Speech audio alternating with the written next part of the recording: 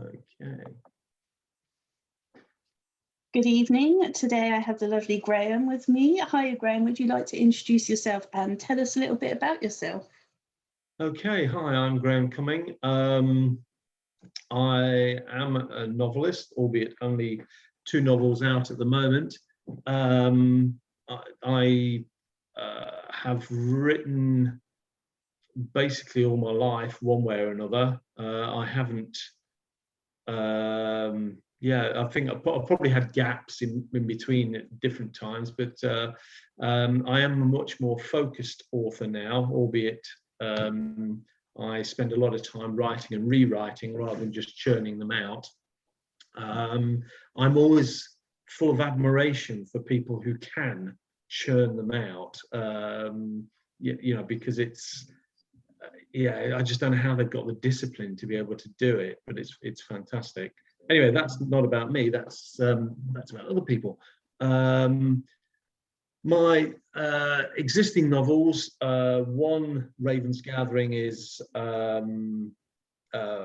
very much a cross genre. It's got an element of horror, an element of police procedural. It's got an element of fantasy. In fact, my partner, who is an editor, as it turns out, when she eventually read it, she said, the only things that are missing from this are young adult and romance. So I think that's probably stretching it a bit, but there's a lot in there. My second one, Carrion, is probably much more deeply rooted in the fantasy genre, but there are nevertheless elements that cross over into other genres, I guess. For me, I think it's really more that I wanted to write, and I do write thrillers, but the subject matter, the stories that I wanted to tell on these two, they required me to do something a little bit different than what you would normally see in a thriller section of a bookshop. So, but I have to say that's what's out there so far. Some of the stuff that's coming up is a little bit more mainstream, and so that will probably be easier to describe when it's available. I don't know. I'm talking about me, the writer, because I guess that's what you want to know. So I think that's probably, is that a good enough start? Yep, it will do. Don't worry, I've got questions to tease out more information, so that's fine. That's a good starting point. Okay. So you said you've always written in one way or another. So what made you take the plunge and do it properly to actually get published? I think this could be quite a long story, but basically I'd always known, because I was told at school by my English teacher. No, I wasn't told by her. Somebody overheard her saying this, and it was fed back to me, that if I was not a published author by the time I was 25, she would eat her hat. So once I got into my 40s, I realized that she must be halfway through the average hat shop by now. That wouldn't be doing her diet much good. So but I think the relevance of that is that I started to realize that I had this view in my head that I was capable of being a very professional writer, but my perspective of a professional writer was that they did certain things. For example, if you're a real writer, you write so many words every day, at least. And I found that life got in the way, not to mention a certain degree in my younger years of idleness. And I decided, and I found that I wasn't writing consistently. And I kind of got this really screwed up view in my mind that if I couldn't write like a professional, I shouldn't write. So I actually did go, as I said earlier, I did have some gaps. And I was in my early 40s, and I realized that I actually hadn't written anything for a few years. And I had a sort of shift that in my head that I needed to change that, and I needed to just write. And if I couldn't write every day, it didn't matter. And if I had long gaps between, it didn't matter as long as I wrote. And the idea was to write for me, because I was missing out on the fun of writing and the excitement of pulling a story together, and the thrill at the end of completing something and having something that people could read. So I set about starting on what turned out eventually to be this book, Carrion. It had a different name at the time. It was probably a lighter weight book in terms of the subject matter than it turned out to be. And I did have some long gaps. I think the longest gap I had between putting the metaphorical pen down and picking it up again was 8 months. During which, but it's probably around that time that I split up with the mother of my children, and life got in the way. So, but whenever I did write, I enjoyed it, and it took me from the time I started that first draft to the time I finished that first draft, it took me 7 years. But the great thing about it was that I learned a lot about writing. And what I did when I got to the end of that, was that I put it to one side, as all good writers are supposed to, put it to one side and say, I'm going to take a break from that, and I'll go back to it and I'll read it later. But I had another story bubbling away. To be fair, I had lots of stories. I've had lots of stories for years and years and years. But this one was starting to come to the forefront of my mind again. And I thought, while that's to one side, I'm going to get started on that one. And that took me, the first draft took me 8 months compared to 7 years. Nice. So as I say, I'd learned a lot. And I'd learned a lot about structuring it and planning it. And so, so that, by the time I'd finished it, the first draft, it wasn't right, but it was a lot more right than the other one. And that's why I focused on that one. And that's why Raven's Gathering came out first, because it didn't take as long to fix. But basically, I suppose to answer that answers your question, I think really is what made me shift to writing professionally, I suppose, if that's the right way to put it. And then just got it professionally edited, and I did make some initial starts to try to go down a traditional route. But I was approaching my 50th birthday at that point, and there was just this thing in my head about, I need to get this out. And I could see from how long it was taking with the traditional route that it was going to take ages, particularly as it mixed up so many genres. And I thought, I'm giving myself a real battle with the agents and the publishers. So I decided to publish it myself. And I'll stop there because I might be getting into territory where you've got other questions. So I will sit back and we'll go from there. No, it's fine. If you talk, it saves me asking. So that's good. That's fine. You carry on.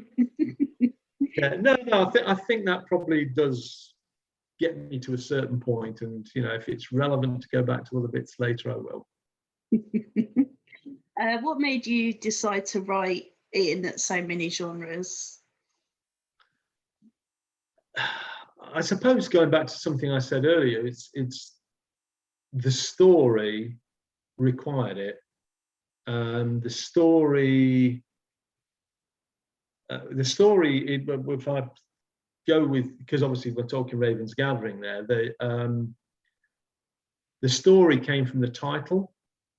And the title came to me, I think, in the late 1980s. And I remember seeing, I was driving on the slip, coming on the slip road onto the A1. And I noticed all these black birds on the hard shoulder. You know how they sometimes appear there, a group of them. And I just said to my then partner, "Oh, did you see those Ravens Gathering?" And as soon as I said it, I thought, there's a great title for a story there. And then it was just a case of, so, okay, got a title, but what does it need to be? And as I've said, probably my leanings have always been more towards traditional kind of thrillers. So I would have enjoyed stuff back in when I was a teenager, so by Alistair MacLean and Desmond Bagley. But also, you know, in recent times with things like the Jack Reacher novels and you know, stuff by Robert Crace. So I like that kind of thing, but I was also and so I expected that I would write in that sort of vein, but clearly Raven's Gathering said creepy to me, and so I needed to come up with something that was creepy. It had a thriller element to it. Some readers might say it's not that pacey at the outset, but it does. But as it progresses, it does get faster. But it has an underlying sense of menace in it, and there's a lot that needs to be discovered by the readers. You know the menace is there, but you don't know what it is exactly. And so it was almost, I know one book blogger did say, or actually 2 or 3 have compared it to Stephen King. I don't think it's quite in that league, but there are elements that I can see why they might think like that. You know, there's a kind of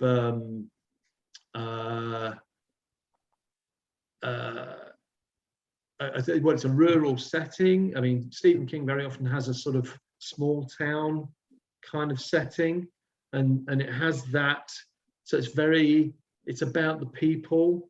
It's not like high concept in that sense, although some of the underlying stuff is, but it's very much grounded in the people and how these ordinary people react to what gradually become clear are very extraordinary circumstances. So yeah, it's just, once I'd worked out what the story needed to be, then there was just no way I could slot it neatly into, you know, oh right, well, we're going to make it horror, or we're going to make it crime, or we're going to make it police procedural, or whatever. You know, we're going to have elements of all of these things in. I know one blogger actually, I didn't get it at first. I had to go back and reread a bit. When she said it started off a bit like Emmerdale. I'm thinking, Emmerdale? Where did that come in? But it is because it's setting a farming community, a small village. But trust me, you know, it's nothing like Emmerdale. Yeah. So that sort of answers that specifically to, you know, Raven's Gathering, but I don't, and also a little bit of that in Carrion. But I think if I take that a step back and look at not just my thought processes on this, but also my influences, I am a child of the 60s and the 70s. And when I look back at the TV shows that were around then, which were, I mean, I was a complete telly addict then, much to my shame now, but it's a fact of life. But if I actually look back at those, and you're too young to remember half of this stuff, but if I look back at the TV shows that were around at that time, they did very often mix up the genres. You know, you would have things like Randall and Hopkirk, which was a deceased, which was I mean, yeah, but yeah, it's a detective show with a ghost in it, and there are elements of the supernatural there. Or you have series like The Champions, which was kind of a spy-ish kind of thriller thing, but these guys had superpowers, not superpowers like Captain Marvel or Spider-Man or anything like that, but they had these, you know, extra powers over and above the norm. And I think that's, I'm sure, although I didn't consciously think about it, I have subsequently reflected on it. I thought, yeah, a lot of the shows I enjoyed had more than one genre in. So, you know, I'm quite happy to mix them up a little bit. Okay. Yeah, that's fine. If you were to be a character in either of your books, which book would you choose? Oh gosh. See the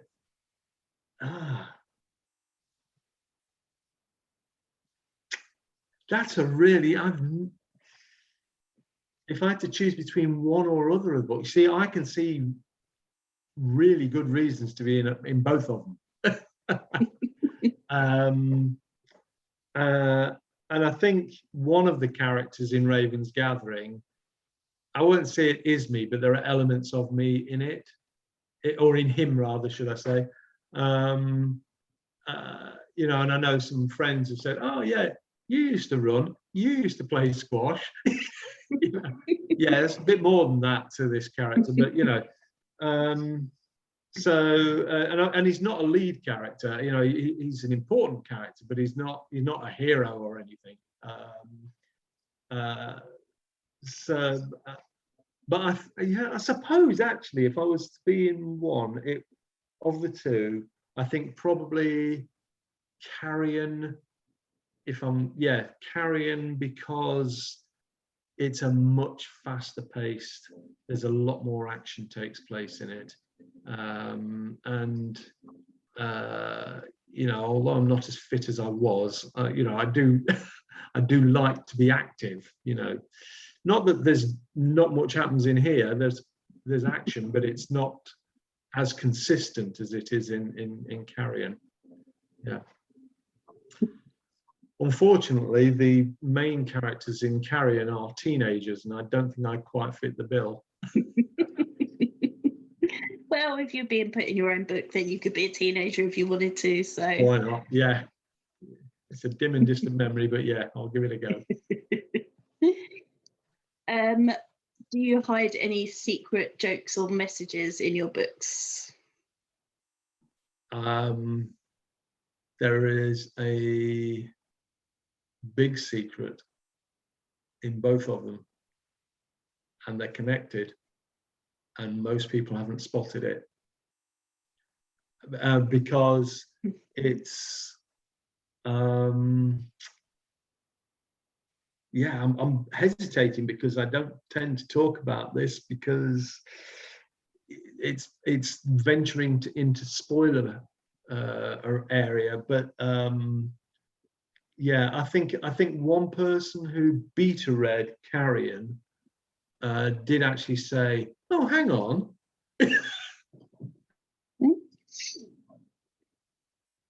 And then just mentioned a character in it and said, "Hang on, what's that?" You know, but he never actually pursued that. No, I don't think anybody has actually come out and said, "Oh, hang on, the penny's dropped."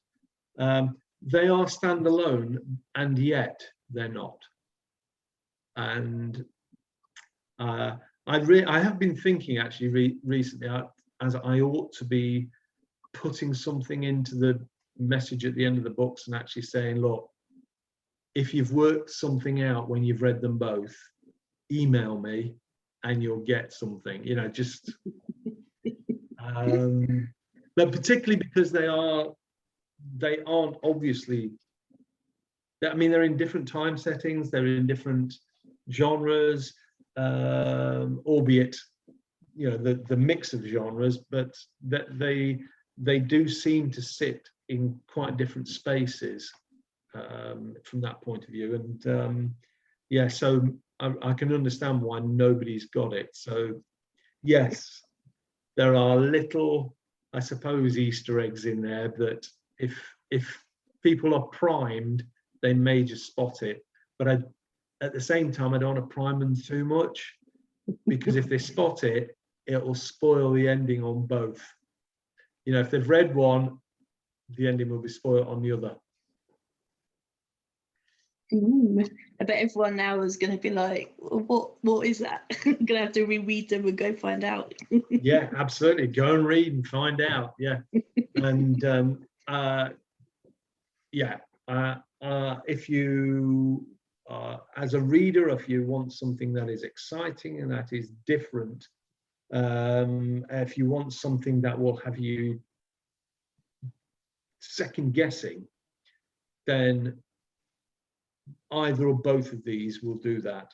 I know the number of comments I've had back about Raven's Gathering, because that's been out for longer, so I've had more comments come back from on that one, where it's just like, really didn't see where that was going.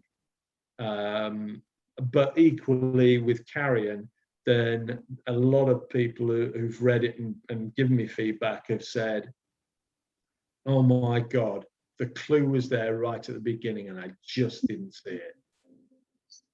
You know, it just was, yeah. How on earth did I not see that? And how did you hide that for so long? And also, you know, because a lot of authors will take a view, oh, I'd love to see this converted into a film or a TV series. Yeah.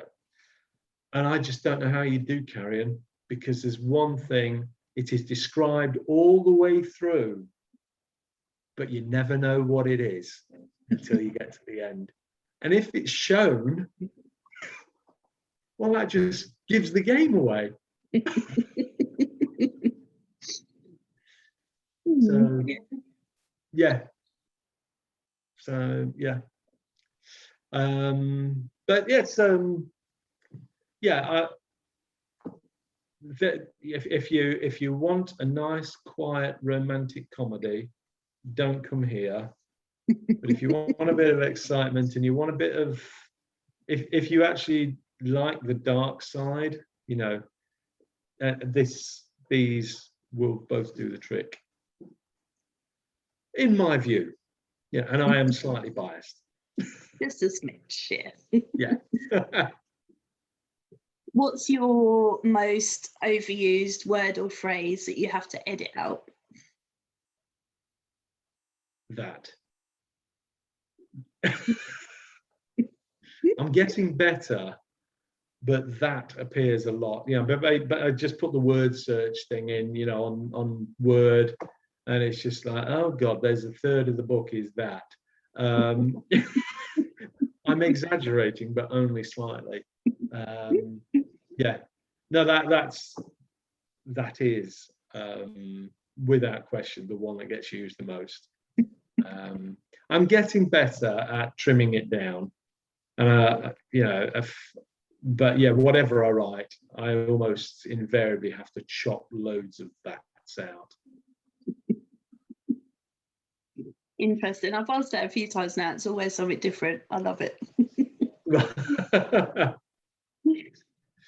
Yeah, sorry, it's a very boring and simple word, but it just gets overused. No, I mean, it gives an insight into you. I'm not sure what it says about you, but you know, it's all interesting. It's all the evidence is stacking up, so that's fine. Right, okay. Not sure what that means, but there you go. Oh, we shall see. Do you have lots of author friends?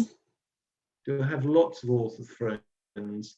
I have a growing band of author friends. I do like to go to events.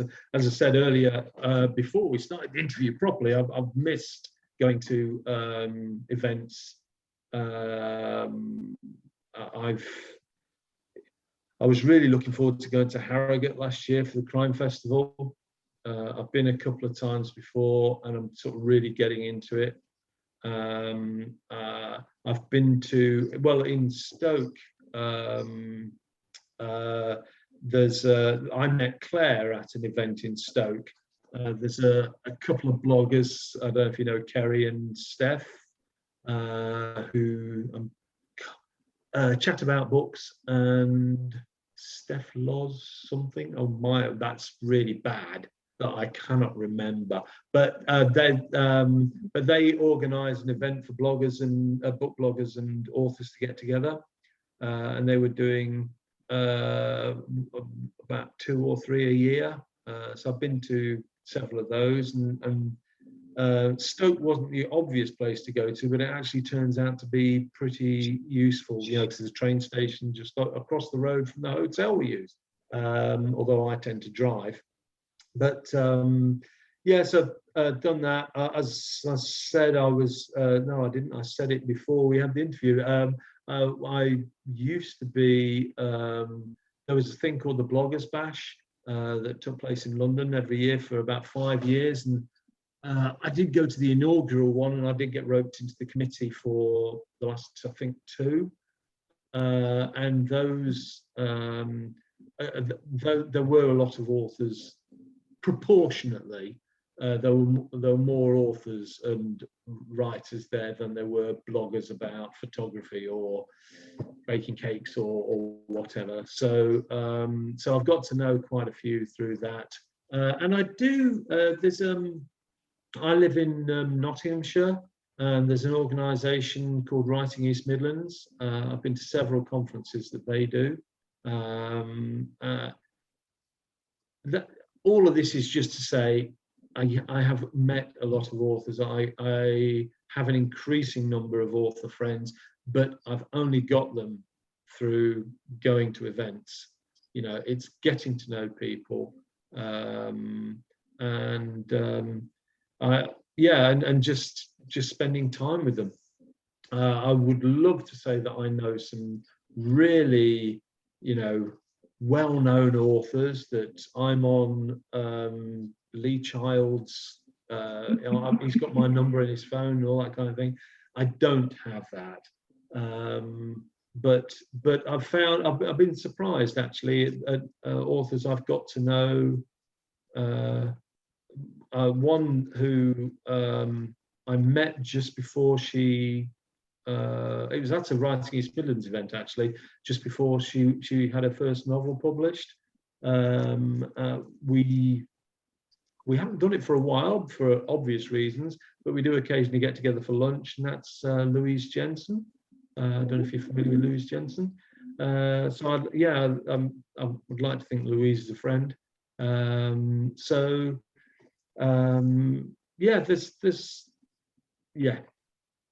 and it's a great place to be. And I think that's actually probably the most important thing to say on that is that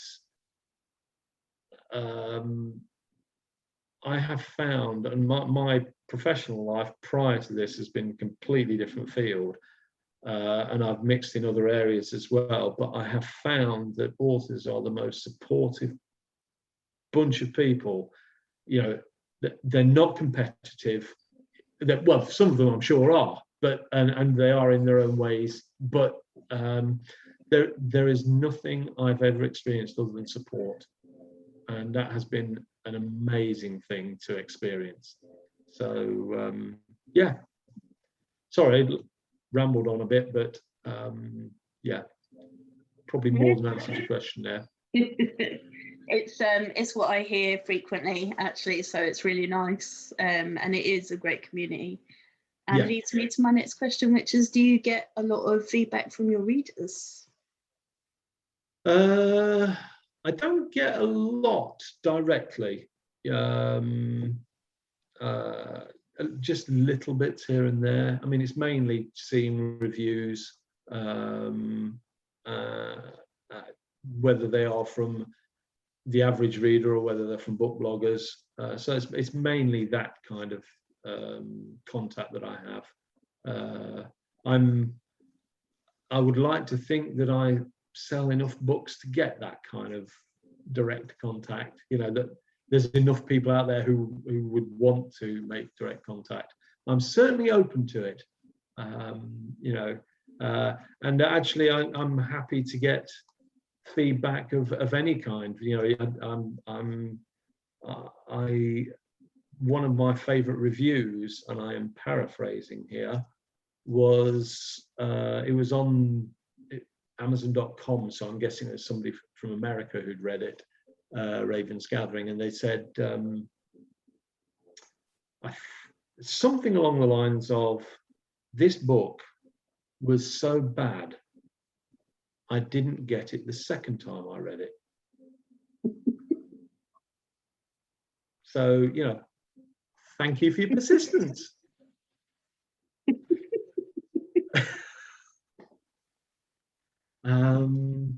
So yeah, but yeah, so yeah, I don't mind getting bad reviews because I'm never going to please everyone. Nobody's going to please everybody. The first boss I ever had always said to me, if you please everybody, if we never get a complaint about you, Graeme, you're doing something wrong. And I thought, right, okay. I wish my company thought like that. Yeah, it was a long time ago. I don't think companies do think like that anymore. But actually, it's more realistic and more truthful, I think. Yeah, I mean, I don't care, you know. I've had complaints, but I don't mean to. Just people are dickheads, so that's as simple as that. Yeah, you can't eliminate the dickheads in the world, can you? No, lots of them seem to live in Luton. They come to my shop. Right, okay. Yeah. But anyway, this is digressing. See, I can do it too. Yeah, that's okay. You're among friends. A funny question that I like to ask occasionally is, what would be your limit for stalkers? If you were to have, If I was to have stalkers, how many would I put up with? No, or what would be your limit for how far they would go? Because some are okay with, you know, turning up at their house and stuff. Some not so much. Some are okay as long as you don't stand over watching them sleep. So, you know, there's they all have different limits. Right. Okay. I think my limit's quite away from somebody standing over me and watching me sleep. I mean, the way I snore, they'd be listening to me sleep anyway. I think I've got to say, not too enthused about them standing outside my house either. Yeah, I'm quite although I'm happy to come out to these sort of events and go out and meet people. At the same time, I think I'm quite a private person. So, you know, I think, you know, the occasional message on social media is about as far as I'm happy with, you know. Yeah. Never really given that a lot of thought before. So if I come up with any other answers, Donna, I will email you, but I won't do it in a stalkerish kind of way. Well, usually I'm accused of being the stalker rather than the stalky, so that's fine. Very harshly, I think, maybe ish. Okay. Right. Well, am I going to find out? Well, you'll wait and see, won't you? Yeah, I'm on tenterhooks. Yeah, well, then you'll learn your limits really quickly. Oh, right. Okay. Right. Remember, I snore. So do I. It's fine. Okay. Sadly, apparently, I was kicked out of rooms on school trips constantly. So, yeah. Right. Okay. Right. So that doesn't scare me. You're going to need to find something else. Anyway, books. That's what we're here for. Books. Yes. Okay. Yeah, we digressed again. Well, sort of. It's my fault anyway. What's been your favourite moment so far being an author? My favourite moment. That's really difficult because there are all kinds of moments as you go along the way. I mean, actually getting an editor saying to me, right, okay, that's really good.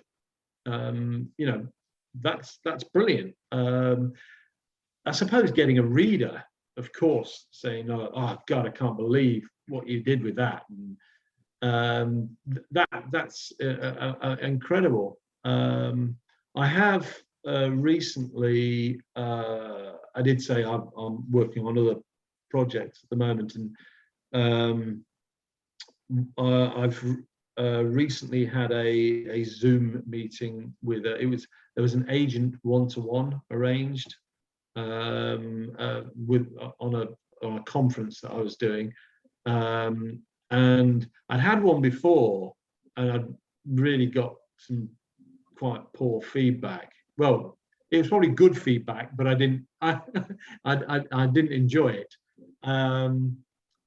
But yeah, this guy said to me he just had a sample of the first, well, he just had the first chapter as a sample, and he said, "I've really, what you're waiting for me to do is give you some very constructive criticism of what, yeah, and in reality, what you have written there is an excellent piece of noir." So he said, "I've got nothing to, I've got nothing to suggest that you do to make that better." So that's good. Yeah, that's really encouraging. And that one is, because it's more mainstream, that one is currently out to other agents now. So I'm waiting to get feedback on that, because I think it's worth having a go. It might go nowhere, but we'll see. So as an author, what else? I don't know. We've got being invited to do. There was the Deepings Literary Festival over at Market Deeping, or around there. They last year, although it wasn't the festival itself, they did a sort of an interim thing, which is a oh God, what did they call it? Read dating. That was what they called it. So basically, you sat at a table as an author with your books, and people would come in and they'd sit down with you for 5 minutes. You'd chat, ring the bell, move around to the next table, and that was an interesting experience. And I'm hoping I can get involved in doing something similar again, because that was really good fun. But yeah, I can't say that there's one individual item that stands out. Just completing a novel, the satisfaction of completing a novel is just, euphoric at times. So yeah, that's it. There's been sadly no best-selling moments, so nothing outstanding in that sense. And what would be your dream? What's your big dream? My big dream is to be able to make a living from writing. That's it. And it doesn't even have to be a great living. I have fairly modest requirements when it comes to income. So, if I could just make a living, just get by with what I earn from selling books, that would be brilliant. To be fair, I know I need more than 2 out to do that, but I'm working on it. Yeah. If you were able to spend a day with any author, dead or alive, who would you like to spend a day with? Oh, a day.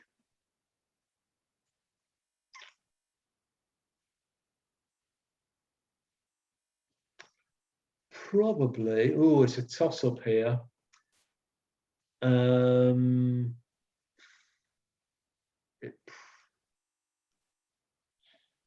No, I think the toss-up is between Wilbur Smith and Clive Cussler.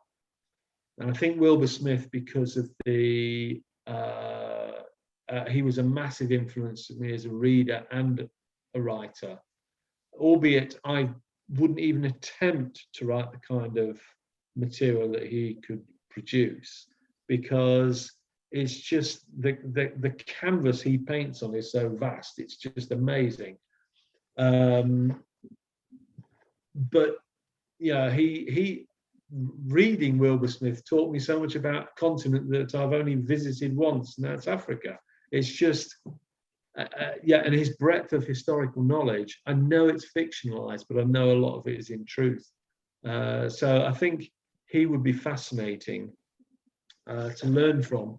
However, I would probably opt for Clive Cussler.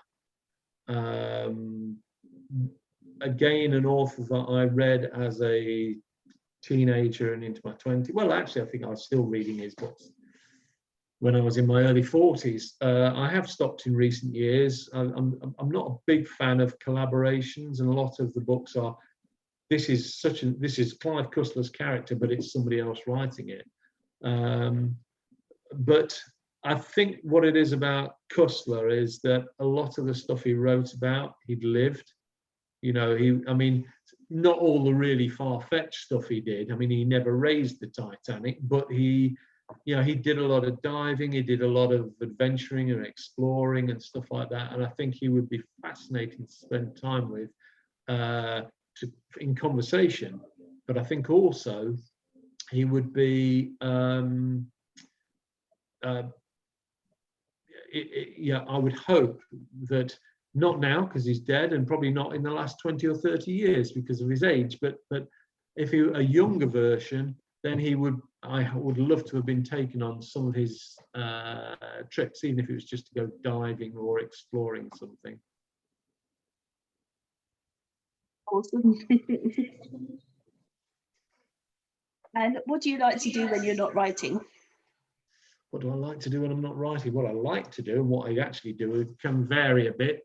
I suppose I like to get out walking, which I was going to say sounds pedestrian, but of course it is. But I do like to get out walking in the countryside, and I think as I'm getting older, I'm appreciating wildlife a lot more. My partner and I are having great fun at the moment with a lake near to us, which is we've seen geese and coots that have had babies recently, and that's been fantastic to see that. I think they've got to know us because we take there's this, lots of people will take bread to feed the ducks and that, and it's not good for them. So we take bird seed down, and big lesson to anybody who does watch this: if you're thinking of taking bread, don't. It's not good for them. Besides, if you get a big bag of bird seed, it will last weeks, and it will be a lot cheaper. But they love it.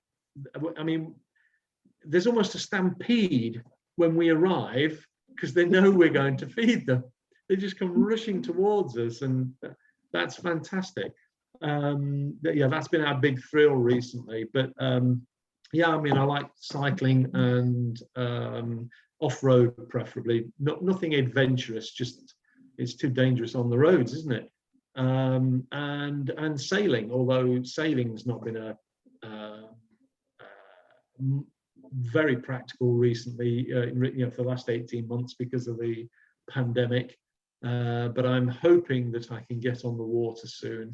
I will clarify, sailing, I will go and crew on a yacht occasionally, but it's usually just dinghy sailing, which I prefer because you get close to the water.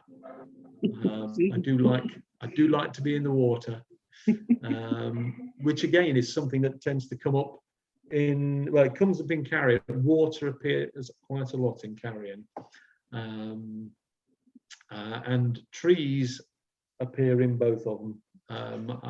I suppose I live on the edge of Sherwood Forest, so it's nice to get out. I'm very fortunate that I can get out into woodland quite easily and quite quickly. So yeah.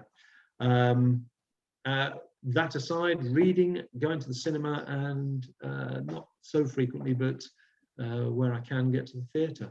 So that's probably, yeah, me. I like entertainment and I like a bit of activity. That's me, I think.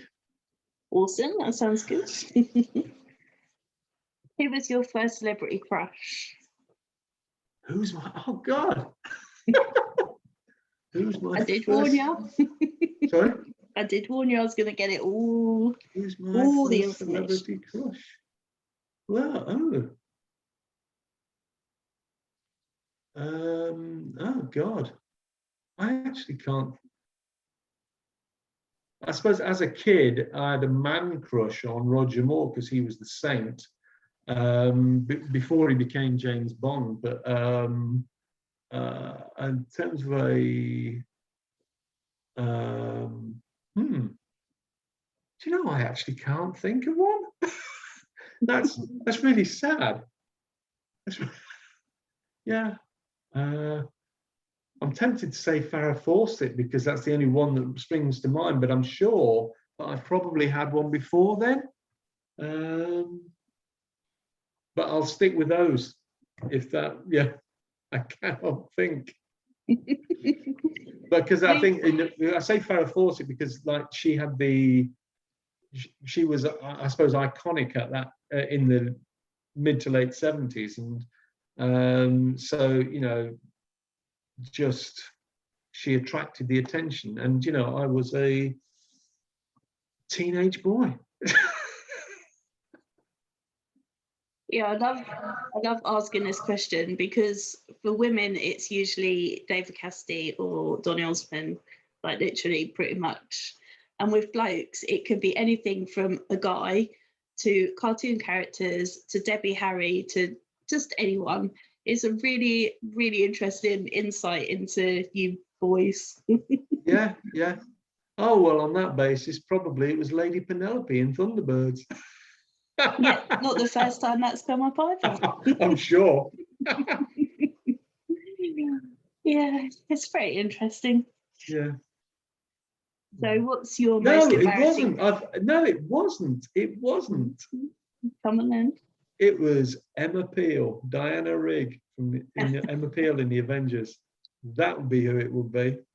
Ooh, see, I get there in the end. Just keep. Yeah. I get it out of you. Yeah. Oh, well, I've got to say, it's a much more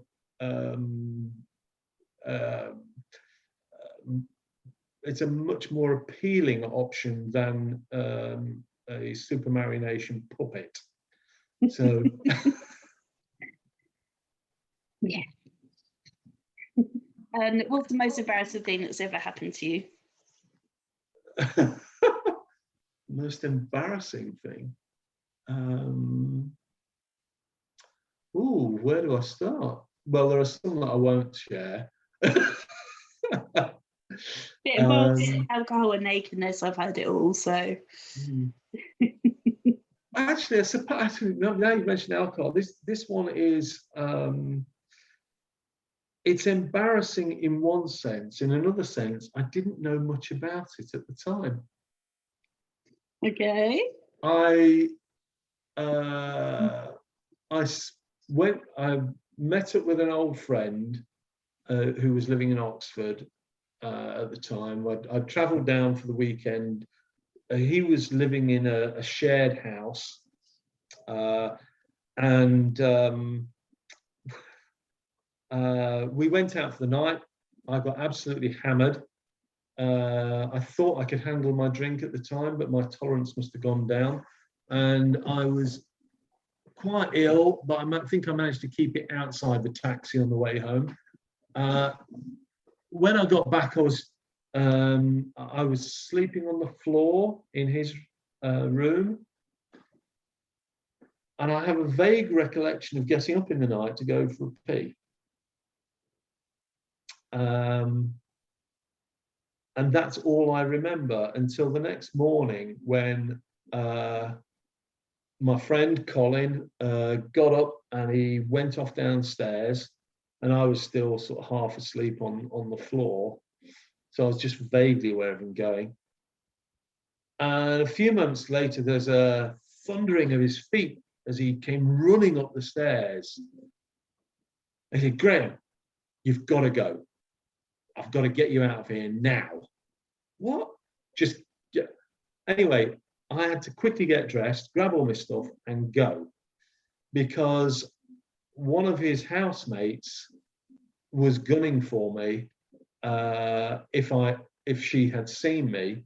And I'm not sure if her boyfriend was as well, because it turns out that, and we've pieced this together subsequently. Turns out that when I got up to go to the loo, I must have gone to the wrong room on the way back. Walked into a room, and this housemate and her boyfriend were enjoying each other, shall we say. I must have mistaken the boyfriend for my friend Colin and demanded to know where my where my girl was. You know, why's he got one and I haven't? And that's all I remember. Well, I don't remember that. That's what I was told. So I just, you know, I had to make a hasty exit and go and grab a train and go home. Slightly hungover. And did you ever see them again? Were you ever allowed back? No, I've never. And funnily enough, I've not seen Colin since, and this is about 1989, I think. Yeah, so I've that friendship kind of dropped off to one side. Yeah. Oh, I love it. What's your most treasured possession? My most treasured possession. I'm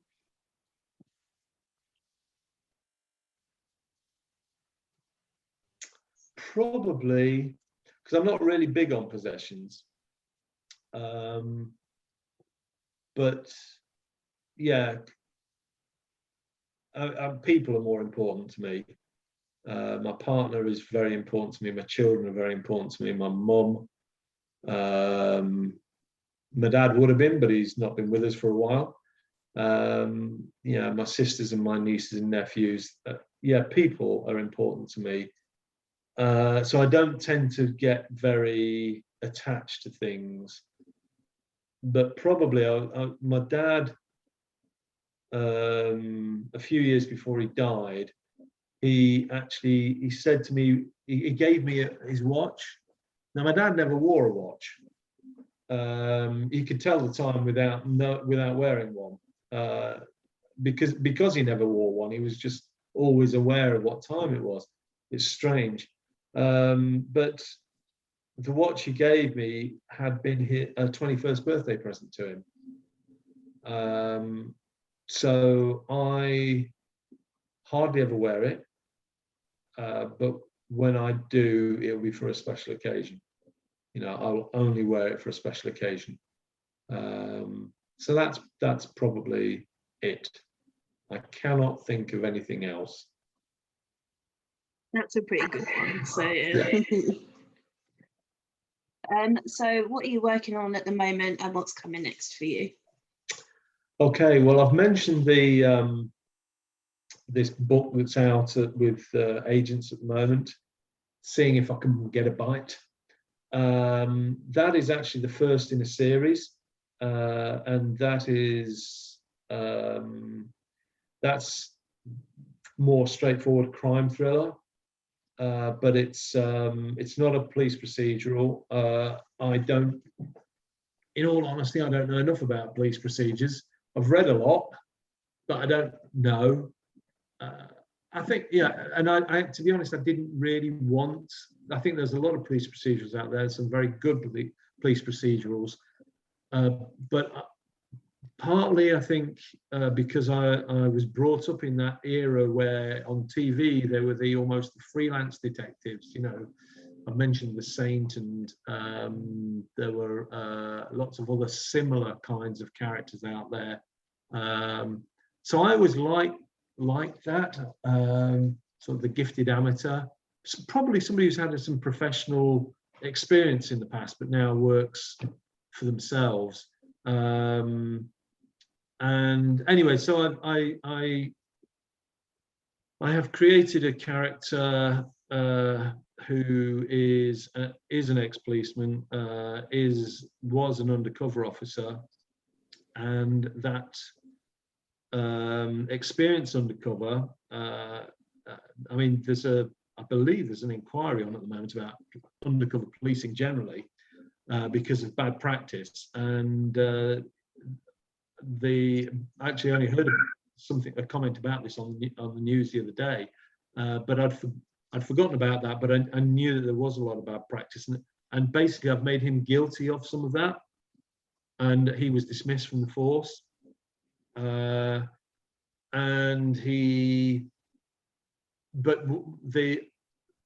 some of the undercover work that's gone off in the past has been investigating protest groups, and a lot of those protest groups aren't doing anything other than trying to help people, so whether they're environmentalists, or people or animals, they're who have animal welfare at heart. I mean, I have for 22 years,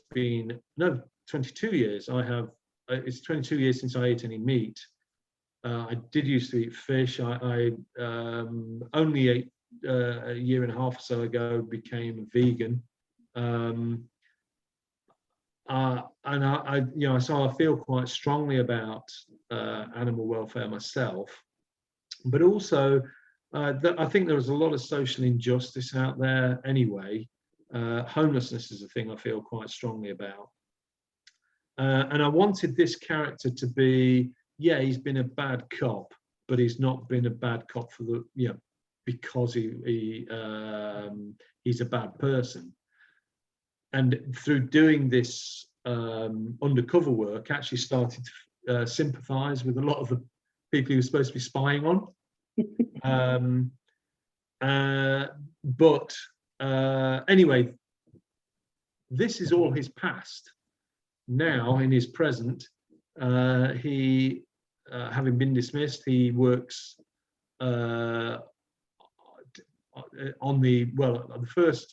my current working title on the first one is borderline, because he works on the borderline between the law and the criminal side of things, and he works, sometimes works with criminals. One of his friends is a drug dealer who has some interesting views on decriminalisation of drugs, which I am sympathetic. Although I've never taken drugs, it's something I'm sympathetic to. But also the main character runs a homeless hostel, which is set up under the radar because he doesn't want to be interfered with by the authorities.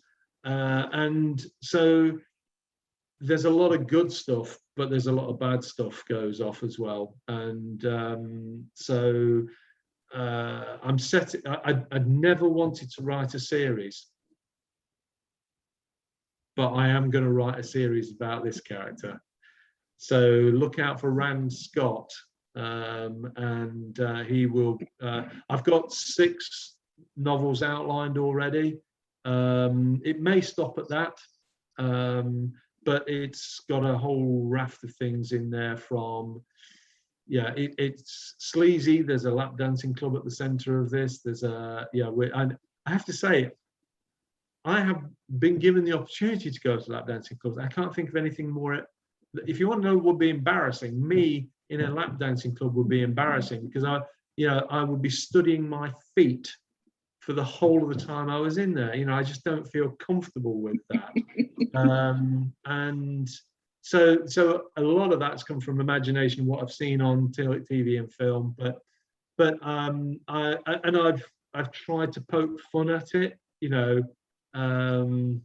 so I think there's some humor in there. It's as might be expected from anybody who's read anything I've written. There is a dark side to it, without getting into different genres.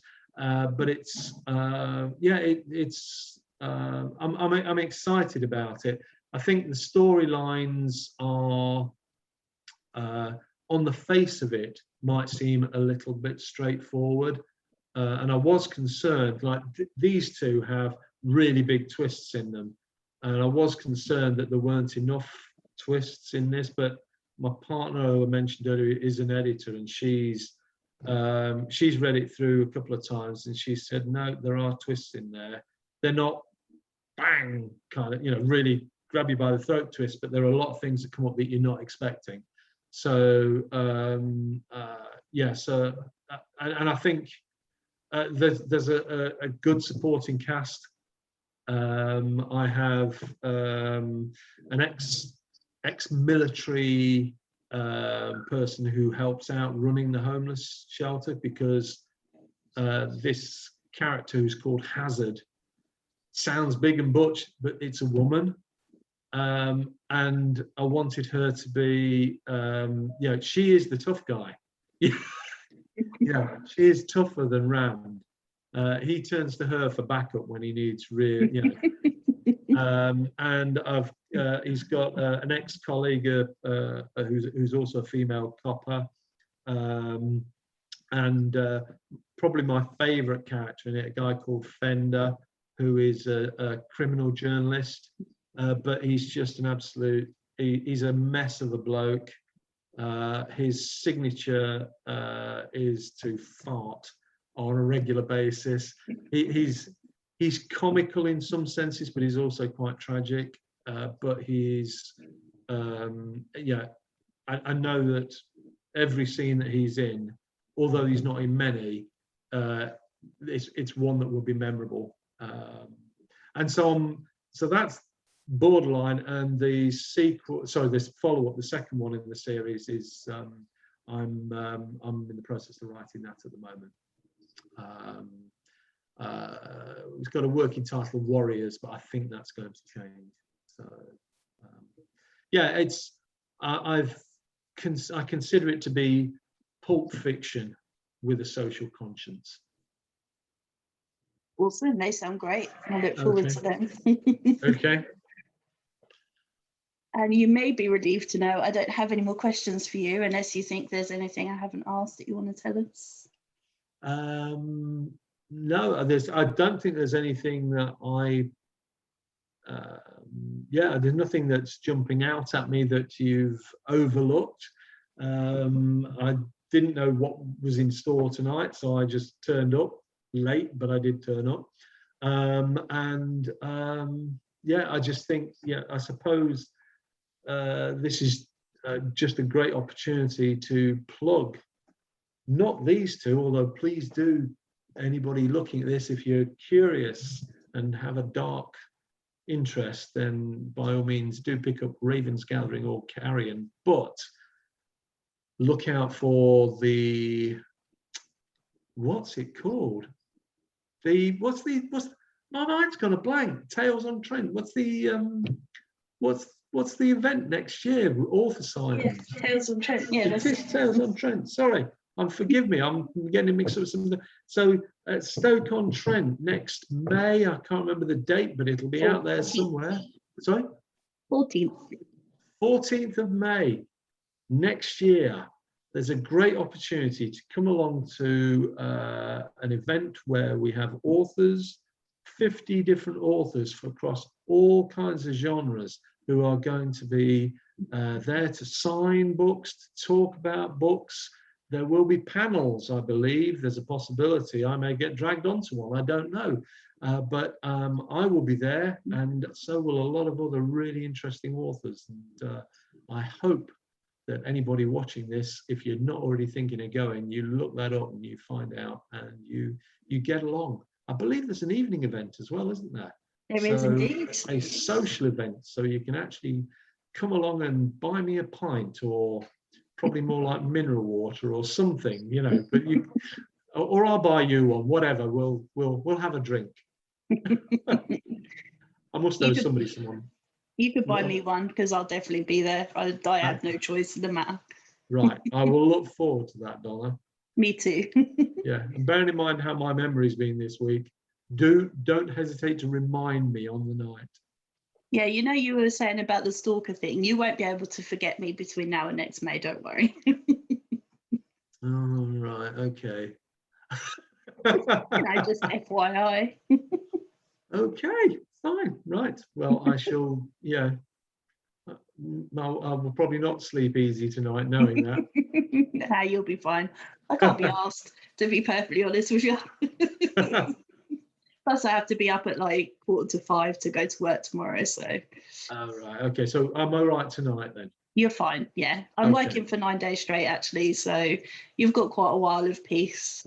Okay, fine, okay, I'll put it in my diary, 9 days from now. Yep.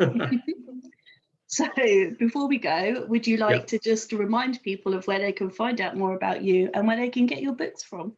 Certainly. You can go to my website. Excuse me. Go to my website, which is www.graeme.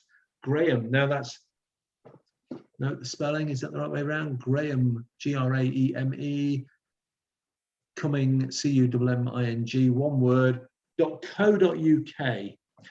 You can go on there and see my blog, my stuff about my books, and there will be links on there to buy. Alternatively, of course, whether it's a good thing or a bad thing is debatable, but you can find my books on Amazon. You can follow me on Twitter, which is I'm at hang on, what am I at? GA Cumming 63, I think. And on Facebook, you'll find me somewhere. Just type in Graeme Cumming author. I have an author page and I have my personal page, and I'll be there. Hi, in full view. Not there'll be loads on there because I'm not great on social media, but I do put in an appearance once in a while. Brilliant. Well, thank you very much. Okay, thank you.